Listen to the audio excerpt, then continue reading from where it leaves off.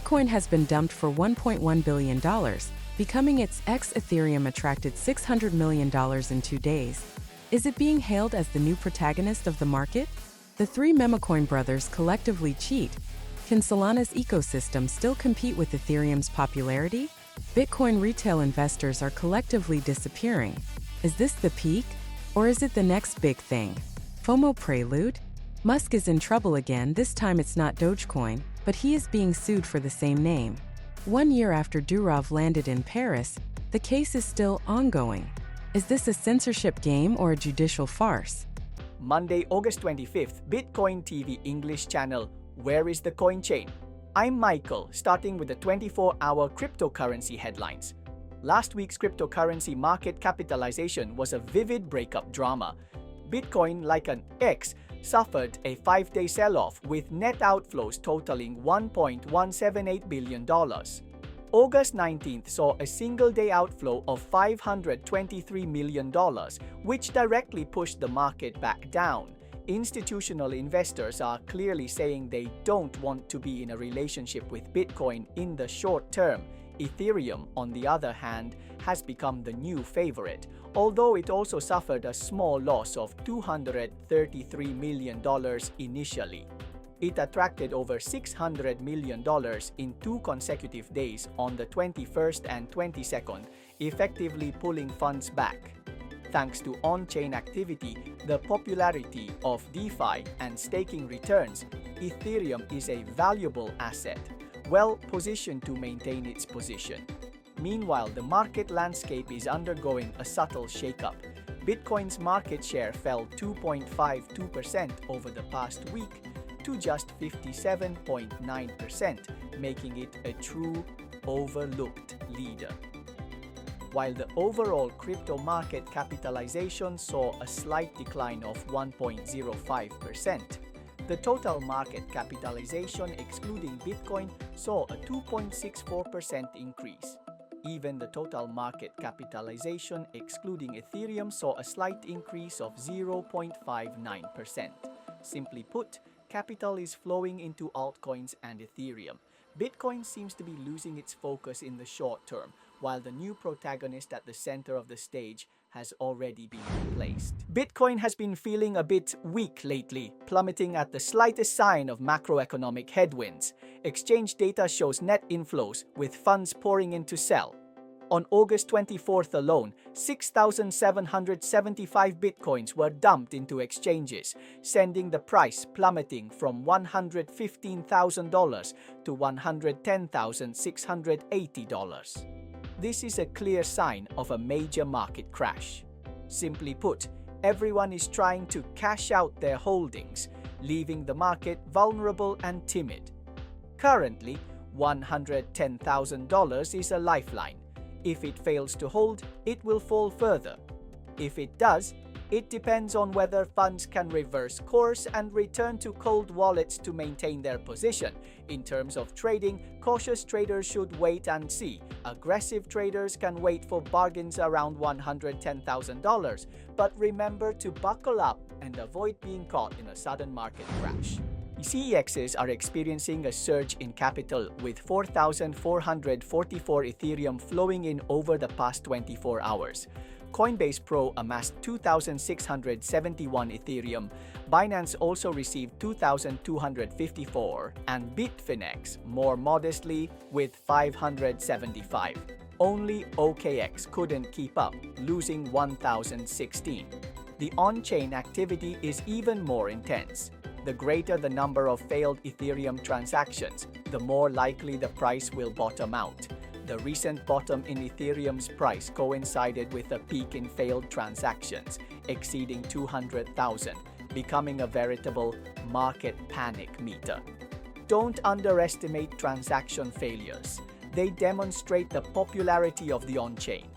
The current failure count remains consistently above 200,000, signaling that participants on the chain are still scrambling and demand is supporting prices. In the short term, this serves as a defensive moat for Ethereum. If it can maintain its high level in the medium term, it will fuel further upward momentum. However, If the failure count suddenly drops below 200,000, caution is advised. A lack of congestion on the chain could signal a decline in participants, potentially signaling a market downturn. The volume of failed transactions is Ethereum's bottom detector. The more blocked it is, the safer it is, and the more likely it is to rise. Please like and follow us for the latest 24-hour updates from the cryptocurrency, blockchain, and mining communities. Click the bell to join our channel and become a member, receiving your membership code Monday through Friday. Solana had a strong start to the year, especially Radium, a DEX platform. It crushed Uniswap for 2 consecutive months, leaving it far behind. Messari data also supports this. During several key months last year, Solana's trading volume soared to nearly $130 billion, while Ethereum's was only $70.6 billion, nearly completely crushing it. Unfortunately, the situation took a sudden turn for the worse in the second half of the year. Ethereum suddenly became a hot commodity, attracting a flood of investors and users, while Solana cooled off. Netizens were amused, thinking these two rivals were like a grudge match. One exits, the other enters, perpetually vying for the spotlight. In January of this year, Solana SDX trading volume reached approximately $184.8 billion, 204% ahead of Ethereum. In July, Solana again led the way, with trading volume approximately 42% higher than Ethereum. Regarding year-to-date trading growth, Solana's average monthly trading volume is projected to surge from $124.4 billion in 2024 to $156 billion in 2025, a year-on-year increase of approximately 25.4%. Ethereum's growth rate is more modest, increasing from $603 billion to $661.8 billion, a 9.7% increase.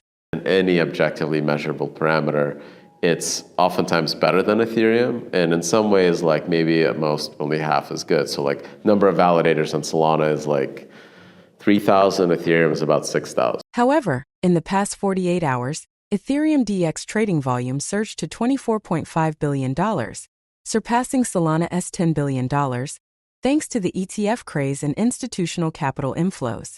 An anonymous Solana survey of more than 50 Lightspeed community members showed that sentiment for meme coins remained strong, with Mother receiving as much as 97.9% bullish support. The 2019 nCoV outbreak has also reached 91.7%, while the Trump coin is at 86.3%.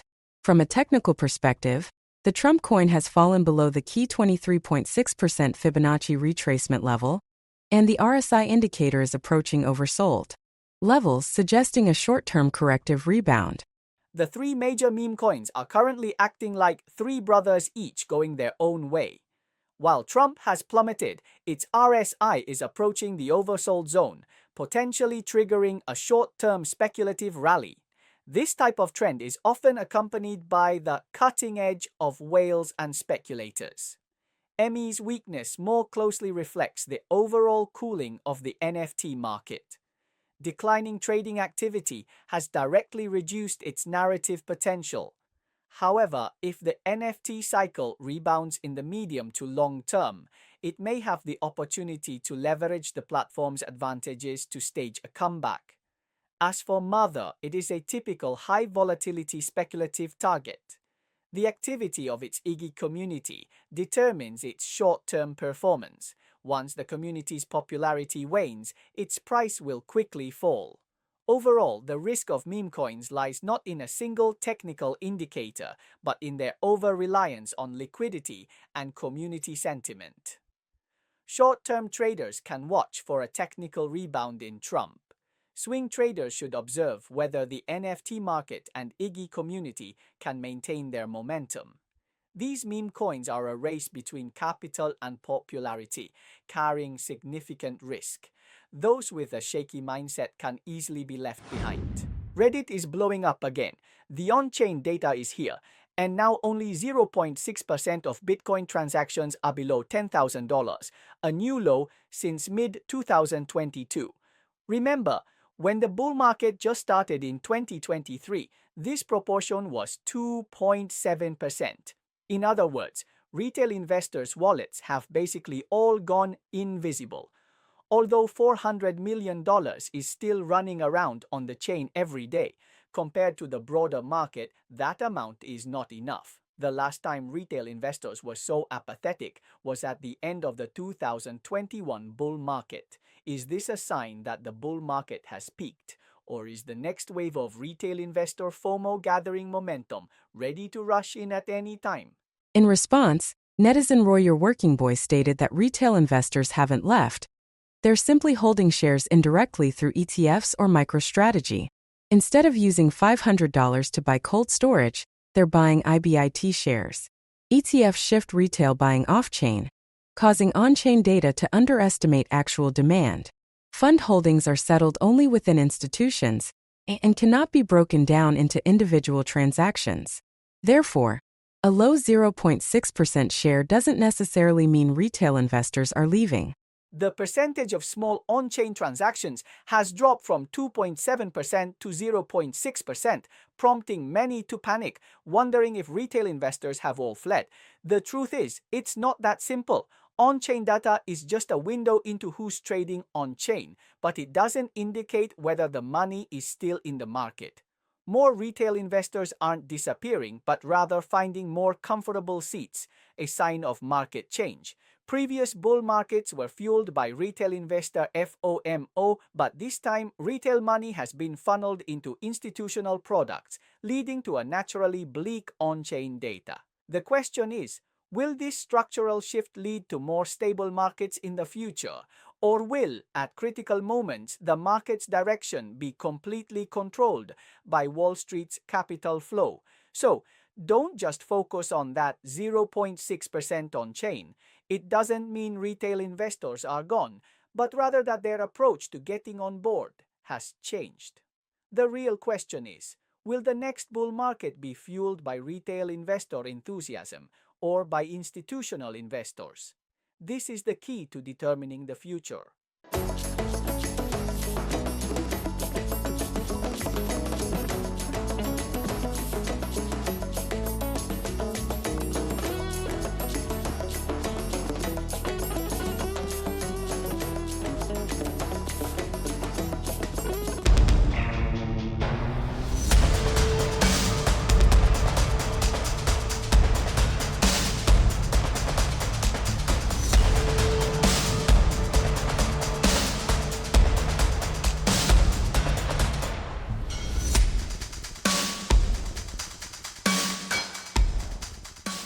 Even calling it XAI can lead to a car accident and a lawsuit.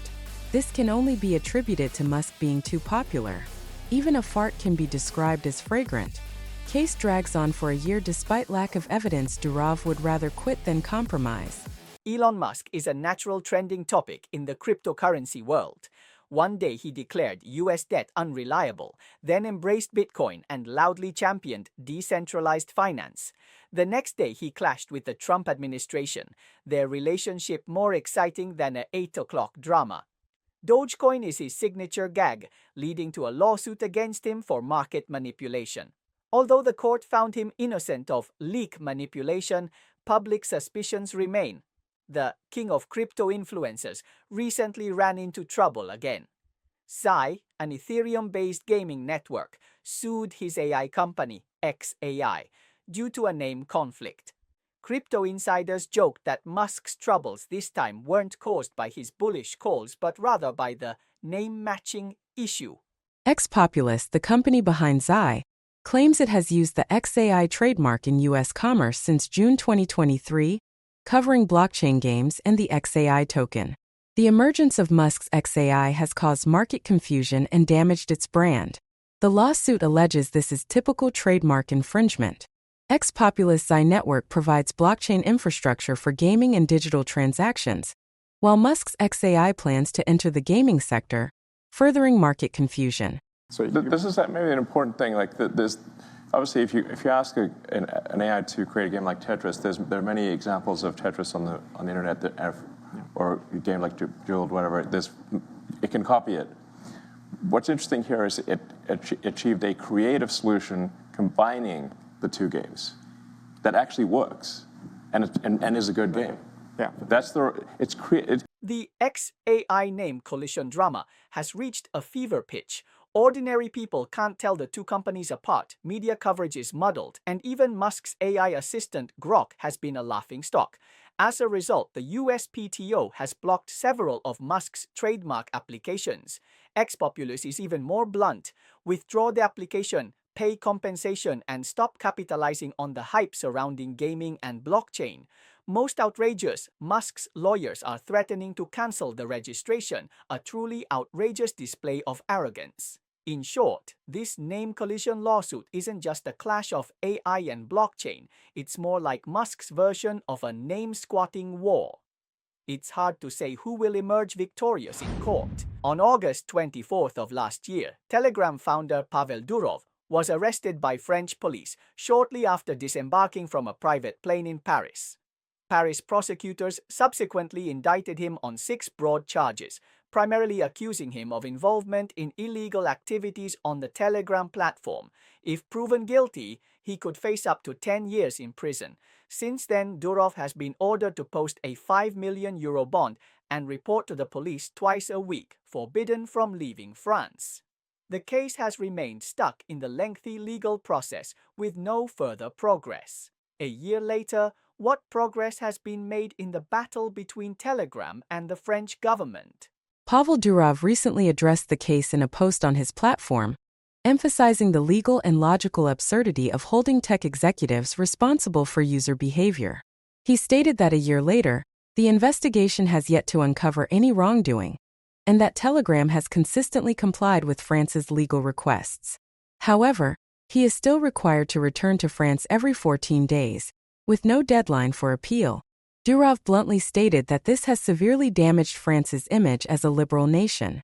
So it's very hard for me to understand my role in being here because I'm required to answer some questions in relation to Telegram every 5th month or 4th month. So the other 3 or 4 months, I'm just having to be here for reasons that are very hard for me to understand. This case has dragged on for a year, and France hasn't produced a single piece of evidence.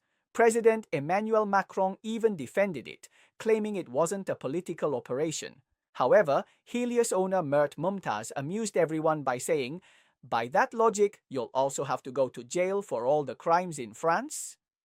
From the outside, this wasn't an investigation. It was clearly an attempt to use Durov as a hostage to force Telegram to censor. But Durov, a stubborn opponent, vowed to quit rather than give in. This series of actions not only reignited the case, but also brought the conversation to a head. How can we combat crime and uphold freedom of expression in the digital age? Binance founder Changpeng Zhao revealed he has set up a selfie production line at WebEx, snapping 600 photos in 30 minutes. However, he emphasized, photos don't equate to endorsements. Don't give gifts, don't stuff documents, and don't even try to join in the sales pitch. Want to leave an impression? Just hand over a business card or scan a QR code. Anything else is wasted effort. At the SALT conference in Jackson Hole, Marathon Digital CEO Fred Thiel, CleanSpark CEO Zach Bradford, and Cipher Mining CEO Taylor Page all stated that the halving effect has faded, and mining companies are now competing for institutional funding and low electricity prices. In short, the competition in mining isn't about mining machines, but about who can afford the lowest electricity bill. Bitwise reveals that stablecoins have become the big bosses of U.S. debt, holding $180 billion in U.S. Treasury bonds, leaving even Germany, South Korea, and the UAE behind. Who dares to call them merely workers in the cryptocurrency world? SpaceX is about to launch its 10th Starship spacecraft into space. CNN is calling it a life-or-death test. Previous attempts have either disintegrated or exploded, putting immense pressure on Musk. Fortunately, he still has 8,285 bitcoins, worth $950 million in his pocket. If things really don't work, he can just rely on the cryptocurrency to keep going. El Salvador has been piling on Bitcoin again.